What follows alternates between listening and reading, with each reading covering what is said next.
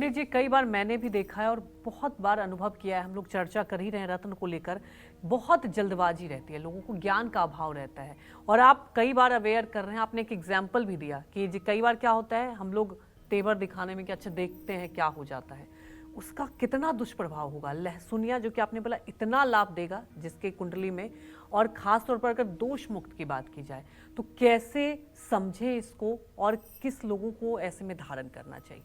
देखो, ऐसा है, सही बात तो ये है, कुल मिलाकर के एक लाइन में सारांश कहूंगा। अनुभवी बुद्धिमान व्यक्ति के परामर्श के बिना लहसुनिया का ल भी नहीं कहना चाहिए, पहनना तो बड़ी बात है। जिस लहसुनिया में चमक ना हो उसे धारण करने से धन का नाश होता है। लहसुनिया में अगर कोई छेद दिखाई दे रहा है या वो हल्का सा क्रैक है, खंडित है, तो उसको पहनने से तत्काल विरोधियों की संख्या बढ़ जाती है।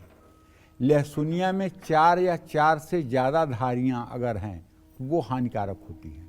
लहसुनिया में सफ़ेद दाग हो तो मृत्यु तुल्य कष्ट मिल सकता है, पत्नी पर भी संकट आ सकता है।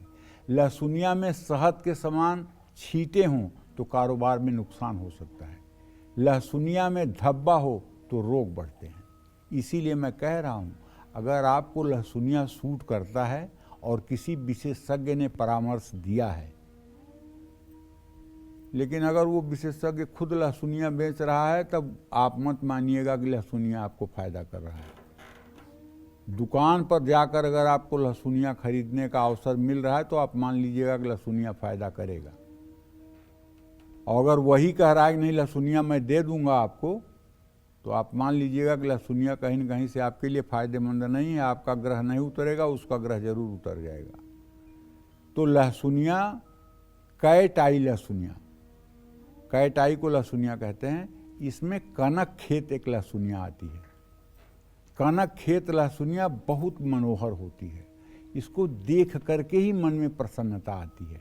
अगर आपको लहसुनिया सूट करता है तो कनक खेत लहसुनिया बनवा करके आप उसे धारण कर सकते हैं।